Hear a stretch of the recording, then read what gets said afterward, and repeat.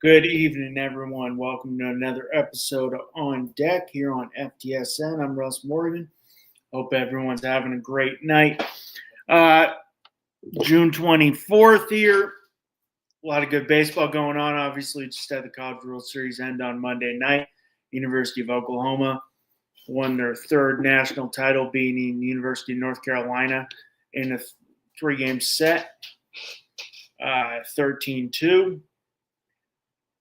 Very impressive run from Oklahoma there. Entered the NCAA tournament unseeded, got extremely hot at the right time after finishing the regular season by losing the Final Four series. The Sooners went on a stunning run in the postseason, defeating several nations' top seeds. Also, this team did finish 11th in the SEC, shows you how strong the SEC is.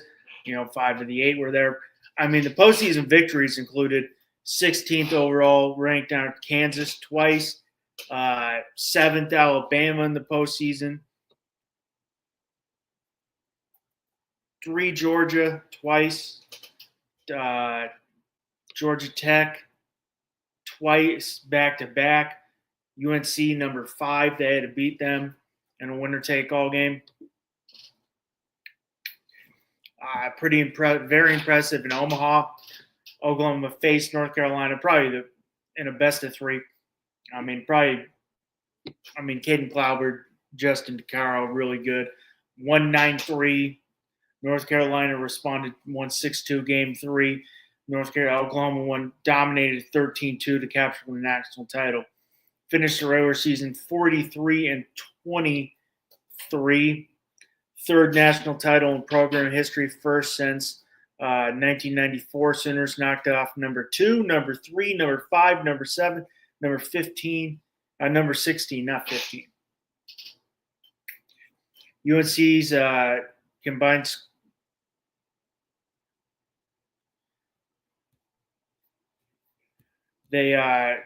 combined score of those 3 games was they outscored them 24-11.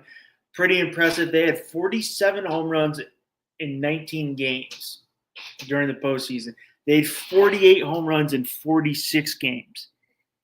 OU posted above 5 ERA during the regular season, below 3 home runs. Some stars of the tournament. Jackson Willis was named Men's College World Series most outstanding player, batting above 500, 5 doubles, a home run, 7 RBIs. The guy was amazing. Brother of former number 1 overall path, Ethan Willis. Also was a Dayton LaChance, was really exciting to watch. 2 home runs the other day was at game 1, going Oppo Taco on one of them.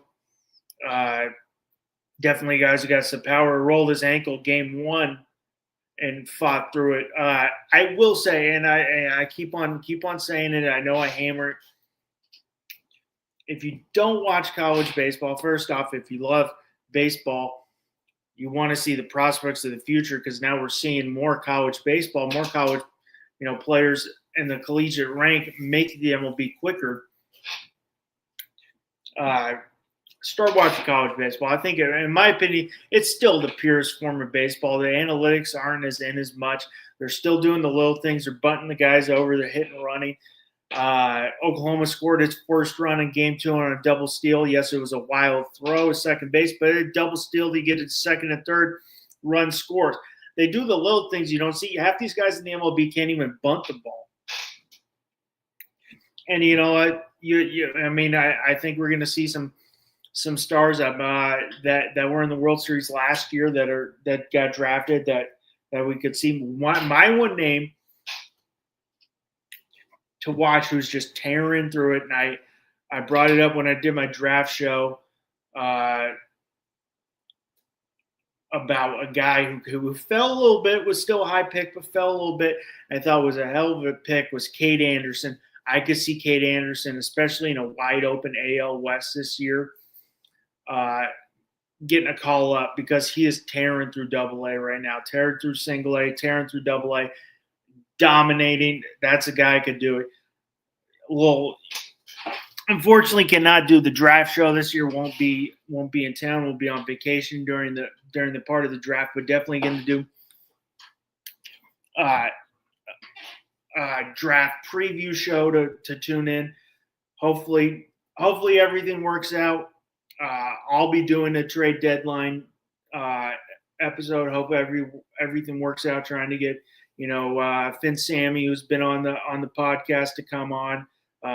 Alex from East 10th Street Boys. Maybe Evan. Maybe reach out to Josh. Try to get those guys on to find a time to do that.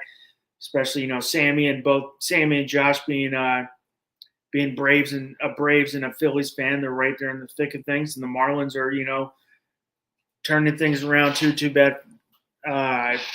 Could be in the thick of playoff race. What are they at? One today, I will say 1-4-2. I mean, Marlins are right there, so hopefully, try to find a time to get all those guys on. Marlins right now 42-39. So I mean, they're right there in the thick of playoff, the wild card hunt in the NL, which is very deep, but they're right there. So hopefully we find time to get all those guys on, because I think it's going to be an exciting deadline to watch. But some opening segment. Getting back to now college baseball is over. We'll get back to Major League Baseball. Almost to July here. Some stuff that happened last night. Phillies ended up rallying last night to win and beat the Nationals 14-9. Phillies were down to their final strike with 2 outs in the ninth. Brandon Marsh launched a game-tying home run after singles by Bryce Harper and Derek Hill. The rally kept going as Phillies scored 8 runs in that inning. After all, with 2 outs, some key guys in that game. Edmundo Sosa had a huge night with a home run and 5 RBIs. Jesus Luzardo struck out 13 batters despite allowing 5 runs. The Phillies had already erased a 5-0 deficit earlier in the game before the 9th inning explosion. A remarkable stat before this game: no MLB team has come back by scoring 8 runs with 2 outs in the 9th inning since the 1988 season. Dodgers continue to roll after dropping 2 out of 3, dropping the series to the Orioles. They bounced back by taking the first 2 games to Minnesota, including a 12-3 rout Tuesday night. Dodgers are piled up the hits. 17 hits, matching a season high, with contributions throughout the lineup. Few things on the Dodgers. Freddie Freeman continues to anchor the offense, collecting 3 hits and 2 RBIs Tuesday, while moving higher on the all-time double list. This guy just never ages. Andy Pagadas added 3 hits as the Dodgers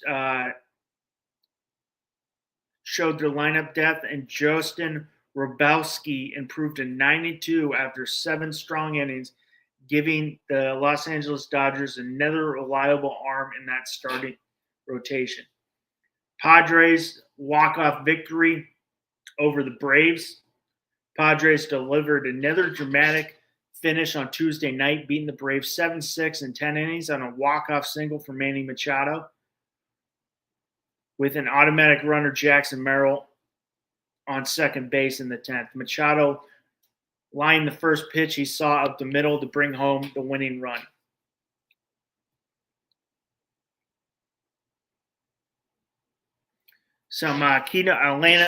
Atlanta jumped out to a quick 4-0 lead in the second inning. San Diego answered with a 5-run second to take control briefly. Game swung back and forth with the Braves regaining the lead behind. And then the Padres turned to Mason Miller through 2 perfect innings and stranding the go-ahead run in the top of the 10th before earning the win. The Padres now have taken the first 2 games of the series, 1-0 and 7-6. San Diego continues to show resiliency, still in the thick of that wild card race.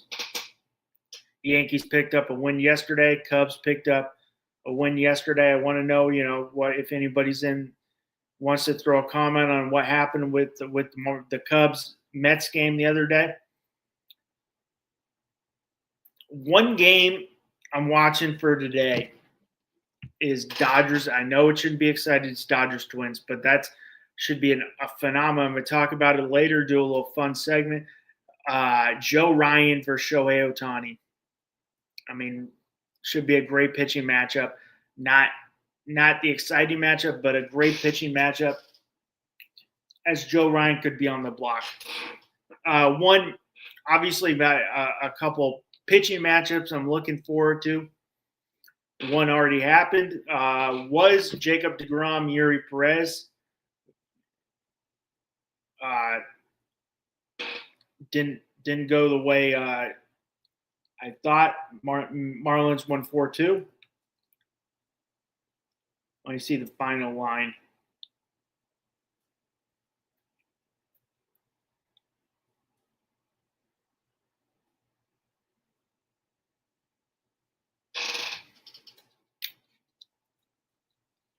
DeGrom went 6 innings, 4 hits, 2 earned runs. Yuri Perez, he's an electric young arm. Just coming back from injury. 4 2/3, 3 hits, 1 earned run with 1 K. Aaron Nolan, Miles, I don't even know, McColas. Philly looking to keep that momentum after a dramatic comeback. And then a sneaky matchup, Brian Wu versus Braxton Ashford.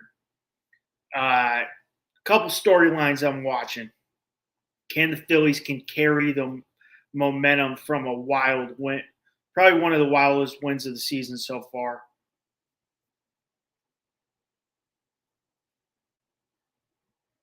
And I think they can. The Phillies didn't just win. They 8 runs and 2 outs.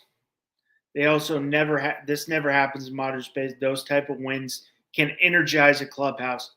The bigger question is whether they can translate this emotional boost into consistent offense.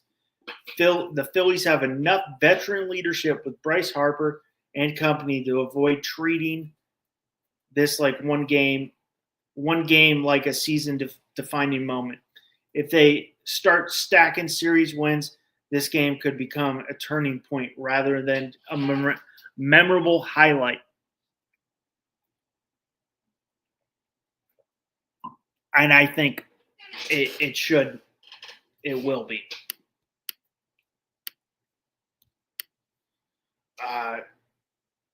This comeback was real. I think the momentum's real. The challenge is turning this one magical night into a 2-week run. Are the Dodgers separating themselves the National League favorite? I swore I put that there. And I think I lost my notes on that one. And I think they are. The Dodgers are the World Series favorite. How much pressure is on the Braves right now? More than a week ago, there was not any panic level. Atlanta has now dropped multiple games in San Diego, including that Tuesday walk-off loss. Reports out of Atlanta noted the Braves have lost 9 of the last 12 games, a rare rough stretch for a club that has spent much of the season near the top of the league. The good news for them, that they're still one of the most talented rosters in the league. The concern, close games are exposing the bullpen issues and missed opportunities late in games. Championship clubs usually stop these skids before they become month-long trends. It's a concern, not a crisis, but Atlanta keeps losing tight games, unlike the Dodgers. Is Miami a legitimate postseason threat with strong home field play? Absolutely. I do like this team. 42-39. A lot of good guys, young guys. Bring Griffin Conines back. Numbers are eye-popping. Best record in Major League Baseball since June 1st. An 8-game home stream winning streak. Sandy Alcantara has looked like an ace again, and just became the franchise strikeout leader. I'm really wondering if anybody's in there. What are the Marlins going to do with Alcantara? Are they going to trade him and cash in, or are they going to build on this momentum? I know he's got some club options. You could probably get a very good haul for him, especially the way he's pitching and looking like a year removed, 2 years removed from Tommy John. What are they going to do? The next step is proving they can win more consistently on the road.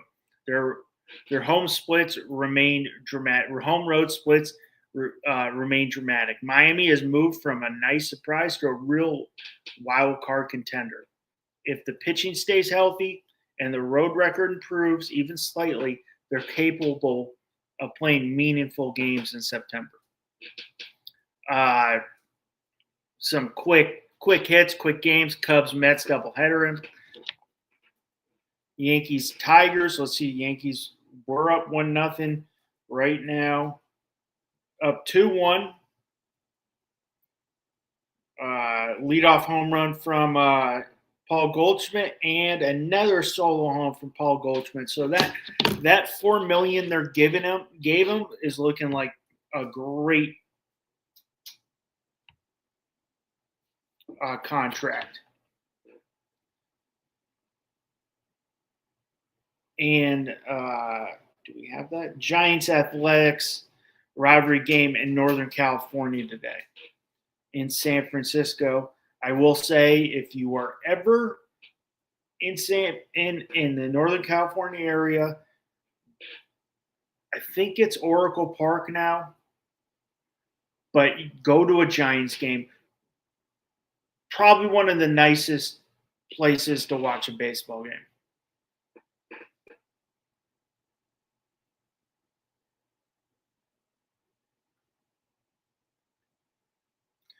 Definitely probably one of the nicest places to watch a baseball game.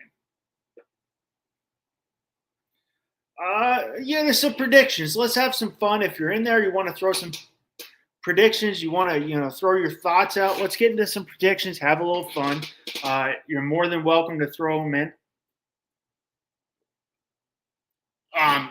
My upset pick of the day is Minnesota over the Dodgers. Now, I think that's really, Shohei's looked really good this year on the mound. Dodgers, the hottest team in baseball, but Minnesota's got its ace going with Joe Ryan on the mound against Shohei Ohtani, and what projects a low-scoring game. Ryan owns a sub-3 ERA with nearly 100 strikeouts, making the spot the underdog to have a legitimate chance of stealing one. If the Twins win, it's likely because they're keeping the game close and you get a big swing from Brian Buxton. On the other hand, I think Shohei might go 7 innings. I think that might be my best, but I'm going with my upset pick. Will be the Twins. My home run guy to go, Bryce Harper. Philadelphia is coming off an emotional win, and Harper is exactly the type of star who tends to ride the momentum waves. Facing Washington again, he's my pick to leave the yard tonight. Team most likely to make a statement. San Diego. I think San Diego already beaten Atlanta twice. A pitcher's duel, 7-0 walk-off win. Another win will complete the sweep. Who do we got pitching in that game tonight?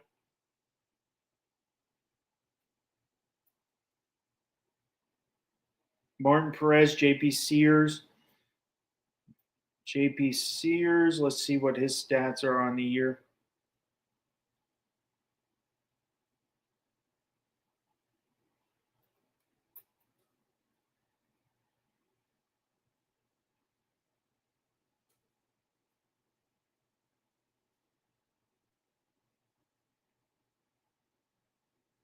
Sorry, I'm just finding these Sears, not even trying to find JP Sears' stats.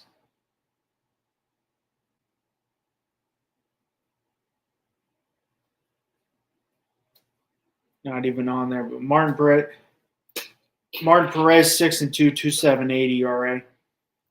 But I think another win complete the sweep of one of the National League's most talented rosters and sends a message the Padres belong in the upper tier of NL contenders. Who do you think? You're in there. You want to throw a comment? Who do we think the biggest threat in the NL is to the Dodgers? Based off talent, it's the Braves. I think the Braves. I'm going with the Phillies. I think the Phillies get it done if their pitching keeps on going.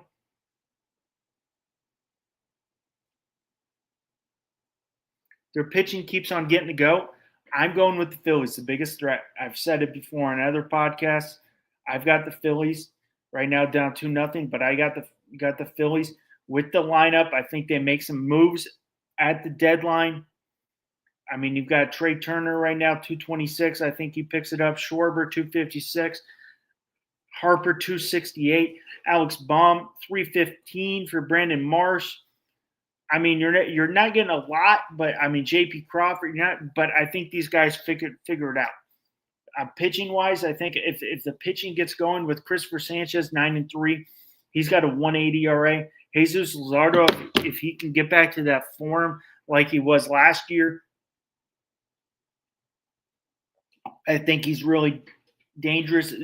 If we can ever get Aaron Nola back 3-4 on the year, 5.71, that's a great number 4. Zach Wheeler, 7-1 on the year,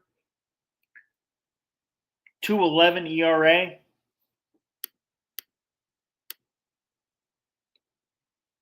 That's my pick to go.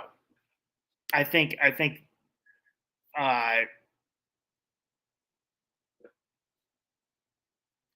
that the Braves are the obvious choice, but I think the Phillies.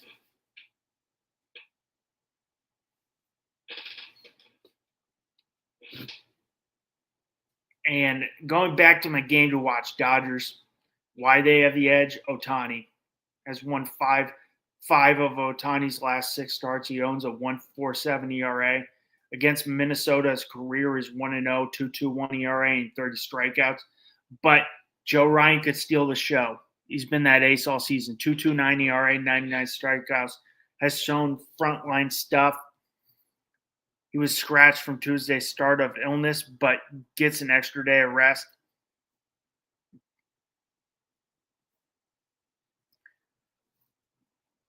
It should be a low-scoring affair.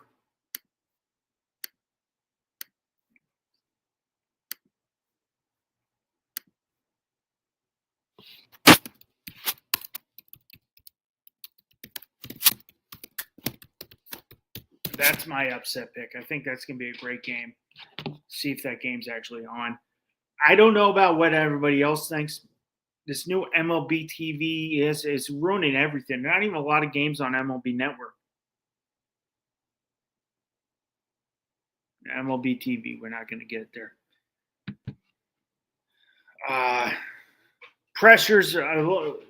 Braves pressure's rising.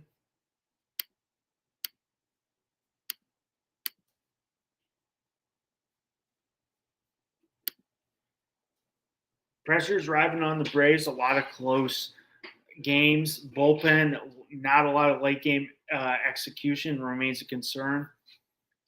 This is the Marlins, obviously. Sandy Fields, the franchise leader. They continue to pile up limbs. We know how I feel about Kyle Stowers. I think he's a stud. Lock him up. Now, before he gets into close free agency, Jacob Marcy. I mean, you probably got the best up the middle with Xavier Edwards and Otto Lopez. So I said it last year. They're not a surprise. I think they got a lot of good young talent.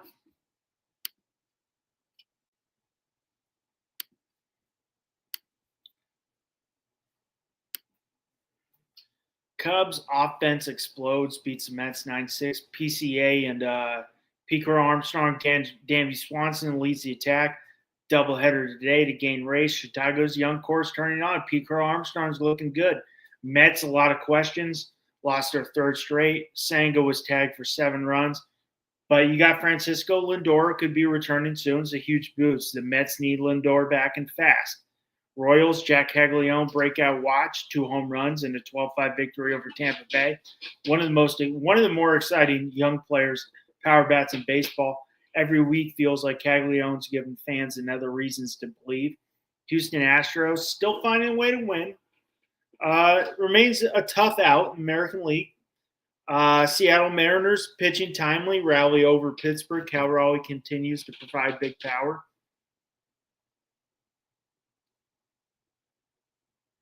And that AL West is, 41-39. You got 38-43, only 3.5 back.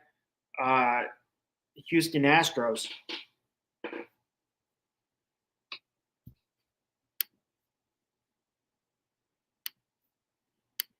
Going around the league tonight, right now, had a couple games earlier. Rockies won 8-6 over the Red Sox. Gotta love to see that. Cubs won the first game of the doubleheader 10-3. Angels beat the Orioles 7-6, and Marlins beat the Rangers 4-2. Yankees up 2-1 over the Tigers in the top of the 4th. Guardians up 3-1 against the White Sox in the middle of the 9th. Royals 0-0 versus the Rays. Mariners with an early lead 1-0. Phillies up 2-0 in the middle of the 3rd Nationals up 2-0 in the middle of the 3rd over the Phillies. Astros 1-1. Astros Blue Jays 1-1 top of the 2nd. Mets in that doubleheader at 0-0 top of the 2nd. Later games, Dodgers Twins, game to watch that I think could be an upset. Diamondbacks Cardinals. Braves Padres will be an exciting one. Athletics and Giants. I want to thank everybody who tuned in tonight for another episode of On Deck here on FTSN. Next week we'll be back to our regular time at 7:30. Had a little, we got the NBA draft going on, so wanted to make it a little easier today for my producer. Didn't want him to have to do double duty like sometimes he has to do for me, so I appreciate that. But next week we'll be back at our scheduled time at 7:30 on Wednesday. I want to thank everybody who tuned in for another episode of On Deck here on FTSN. Have a great night.